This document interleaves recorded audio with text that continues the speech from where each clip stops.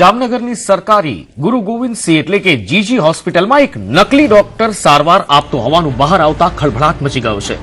ઓર્થોપેડિકની ઓપીડીમાં કરાયેલ સ્ટિંગ ઓપરેશનમાં 12 ધોરણ પાસ મહેશ પરમાર નામનો શખ્સ હાડકાના દર્દીઓને સારવાર આપતા ઝડપાયો છે.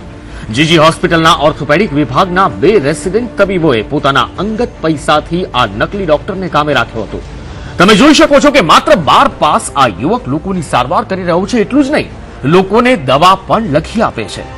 આ સમગ્ર પ્રકરણની જાણ મેડિકલ કોલેજના ડીન અને હોસ્પિટલના તબીબ અધિક્ષકને થતા તપાસનો ધમધમાટ શરૂ કરવામાં આવ્યો.